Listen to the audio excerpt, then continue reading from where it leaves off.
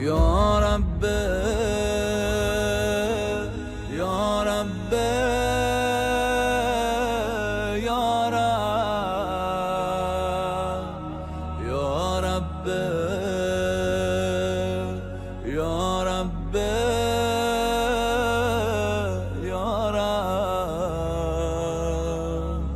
یا رب یا رب. جدا کرنے کا طریقہ یہ ہے کہ یعنی بالکل ممنوع قرار پائے کہ مقدسات کا عمل دخل نامقدسات یا غیر مقدسات میں ممنوع قرار پایا کہ سیاست انسانی کام ہے، اللہ کا کام نہیں ہے، الہی فعل نہیں ہے، انسان کا فعل ہے، بس نامقدسات میں سے ہے. مقدسات وہ ہیں جو اللہ نے کرنی ہے یا جو اللہ کے لیے کی جائیں، جو خدا کی طرف سے ہے، وہ مقدسات ہیں. وہ حکومت تو لوگوں نے کرنی ہے، تو پاپ نہیں کر سکتا حکومت، چونکہ لوگوں کا حق ہے یہ. اس وجہ سے انہوں نے اس کے لیے جو لفظ ہی استعمال کیا وہ سیکولم کا لفظ استعمال کیا کہ مقدسات کو الگ کرو، نامقدسات کو الگ کرو. آپ اگر غور کریں تو دیکھیں گے کہ کلیسا انہی دنوں میں آبادیوں سے باہر بنائے گئے.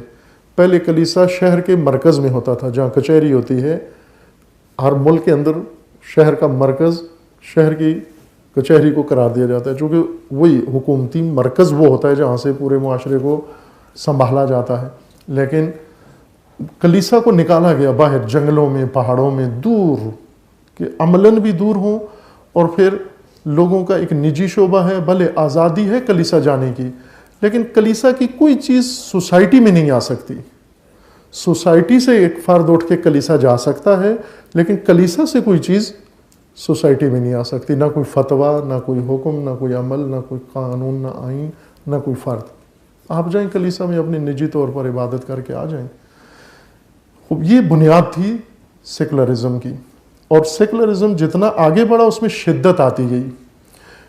یہ جدائی کا نظریہ تھا، دنیا کی جدائی کا نام سیکولرزم ہے. لیکن آگے والے جو بعد والے لوگ آئے ان کے اندر صرف یہ جدائی نہیں رہی بلکہ یہ دشمنی میں تبدیل ہو گیا کہ وہ لوگ جنہوں نے سیاست سنبھالی وہ دین کے باقاعدہ مخالف ہو گئے اور دین کی ضد ہو گئے. آج اگر آپ مثلا، مناسب نہیں ہے افراد کے نام لینا، لیکن آپ کے سوال کی وضاحت کی حد تک مثلا آپ اگر دیکھنا چاہتے ہیں بالکل پیور سیکولر لوگ اگر پاکستان میں دیکھنا چاہتے ہیں تو بعض کالم نگار ہیں جو لکھتے ہیں اس موضوع پر، اور ان کے کالم کا موضوع ہی صرف مذہب سے نفرت اور دوری اور مذمت اور اس کو ہر حوالے سے لوگوں کی زندگیوں سے دور کرنا ہے. چونکہ آہستہ آہستہ یہ چیز پھر نفرت میں بدل گئی. ظاہر ہے دوسری طرف بھی یہی حال ہوا. دوسری طرف جو لوگ آئے مذہب کے طور پر انہوں نے اس سے نفرت شروع کر دی، اور اس طرح علوم بھی جدا ہو گئے. اب آپ توجہ کریں، ہماری علمی مراکز سیکولر ہیں. مثلا کسی دینی مدرسے میں فزکس، کیمسٹری، میتھ کا کوئی تصور نہیں ہے، کیونکہ یہ نامقدسات ہیں. اور نامقدسات جہاں پڑھائے جاتے ہیں لمز میں، دین کا کوئی تصور نہیں ہے، کیوں کہ یہ مقدسات ہیں. یہ ضرر میں ہو، یہ دونوں کے نقصان میں ہوا، دونوں کے ضرر میں ہے، کسی کے حق میں نہیں ہے. حقیقت یہ ہے. علوم کیوں جدا ہو گئے؟ علمی مراکز کیوں جدا ہو گئے؟ دانشور کیوں الگ ہو گئے؟ آپ دیکھیں سائنٹسٹ عالم دین بھی تھا. ابن سینا سائنٹسٹ بھی ہے، فیلسوف بھی ہے، اسکالر بھی ہے، عالم دین بھی ہے، صاحب شریعت و صاحب فتویٰ بھی ہے. ابن رشد ہے. اسی طرح دیگر جتنے بھی بڑے بڑے اسکالر جن کے سرمایہ علمی پہ دسترخوان پہ آج میں اور آپ بیٹھے ہوئے ہیں، یہ سب کے سب سیکولر نہیں تھے. یہ سب کے سب جامعیت کے قائل تھے. یہ سب علوم کو علم سمجھتے تھے، جو بھی علم ہو. ان کے نزدیک سارے علوم الہی علوم ہیں. جیسے میں نے کہا کہ 500 آیات شریعت کی ہیں اور 6000 آیات فزکس اور کیمسٹری کے بارے میں ہیں، چونکہ زمین و آسمان کے بارے میں ہے، طبیعت کے بارے میں، نیچر کے بارے میں ہے، تخلیق کے بارے میں ہے، ترکیب کے بارے میں ہے، تجزیہ کے بارے میں ہے. یہی تو علوم ہیں آپ کے. قرآن یوں تو نہیں کہتا کہ صرف آپ کو جو نماز کی آیت ہے یہ دین ہے، لیکن جو ارض و سماوات کے بارے میں ہیں، جو دریاؤں اور پہاڑوں اور ان کے بارے میں ہیں، جو ترکیب و خلقت کے بارے میں ہیں.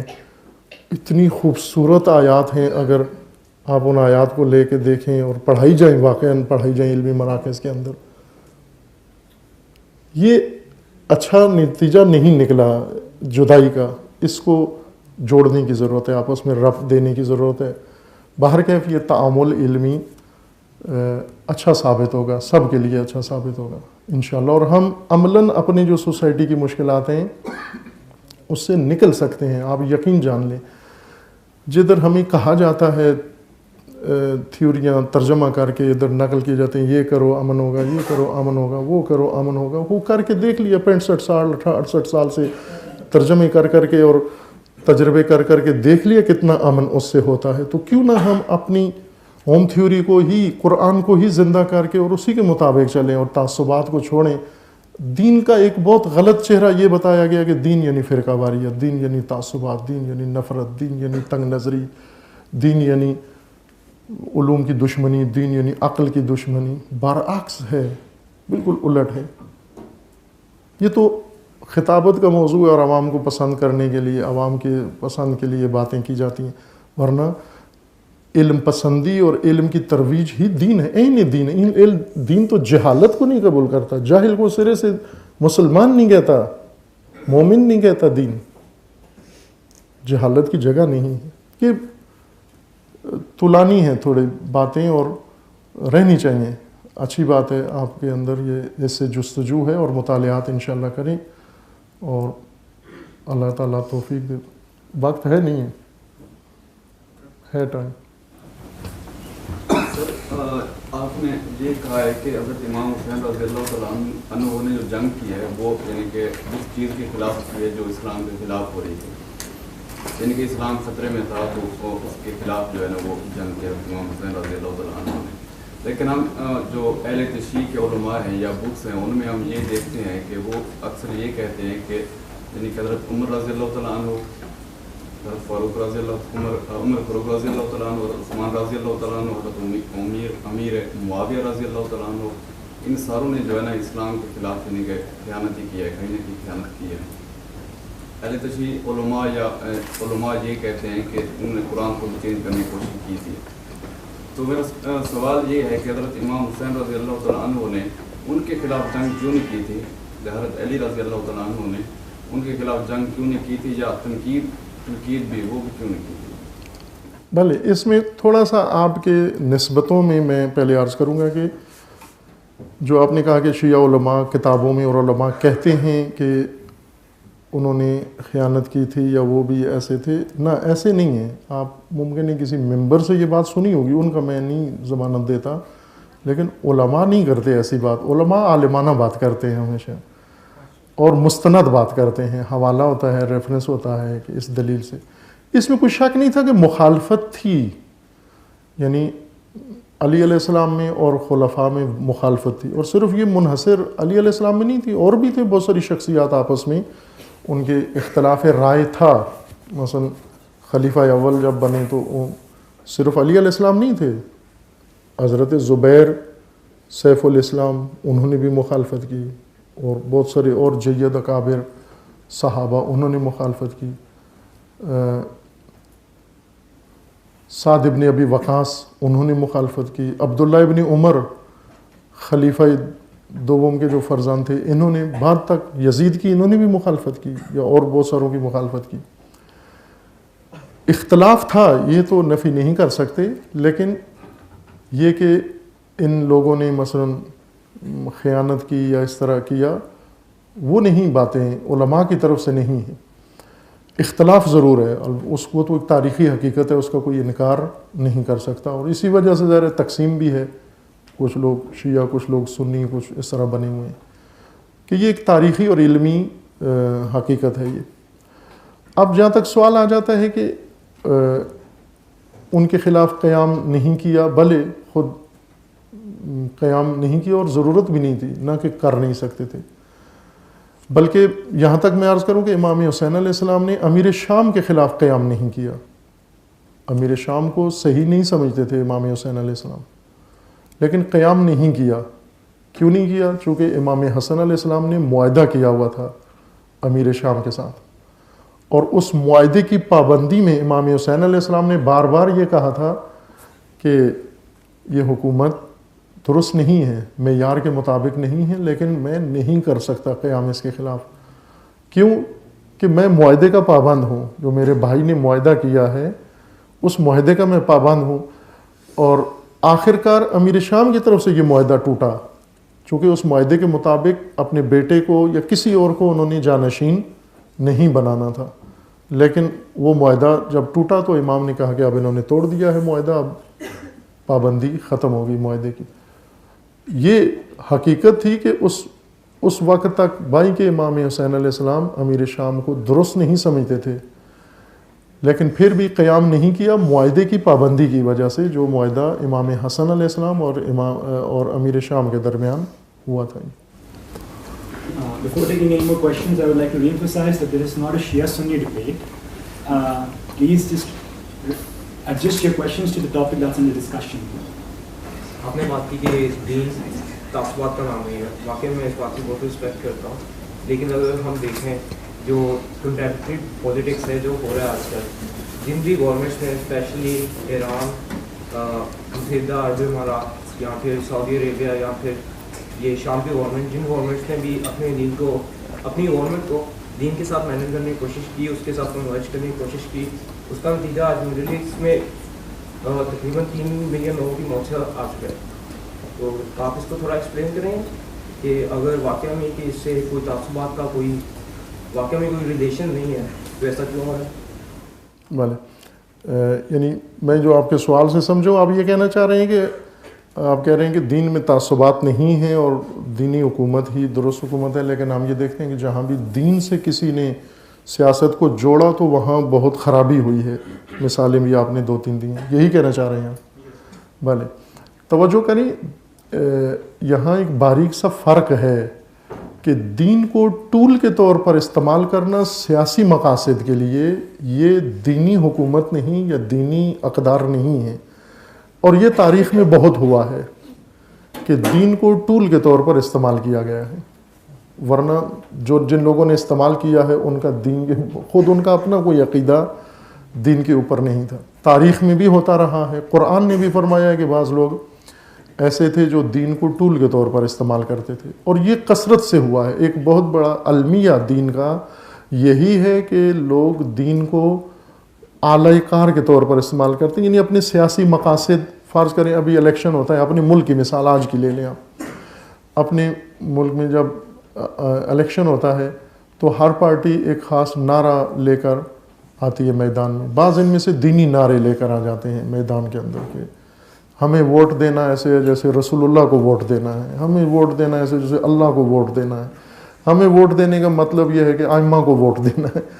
خوب، یہ کس طرح آپ جوڑ رہے ہو کہ ہمیں ووٹ دینا رسول اللہ کو ووٹ دینا ہے یا ہمیں ووٹ دینا اسلام بچانا ہے؟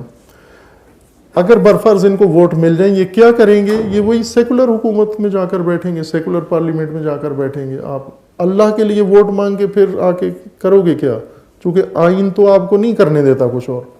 اگر آپ بڑے مخلص بھی ہوئے تو آپ دین کو نہیں لا سکتے، چونکہ اجازت نہیں ہے آپ کو. آپ کو یہی سب کچھ کرنا ہوگا اگر بہت اخلاص ہے آپ کے اندر. لیکن یہ سب کچھ ہمیں ووٹ دو گے تو اسلام بچے گا، ہمیں ووٹ دو گے پاکستان بچے گا، ہمیں ووٹ دو گے امت بچے گی، ہمیں ووٹ دو گے قوم بچے گی. خوب، یہ نعرے ہیں، یہ تو لوگوں کو ورغلانے کے لیے ہیں، یہ تو دین کے ساتھ وفاداری نہیں ہے.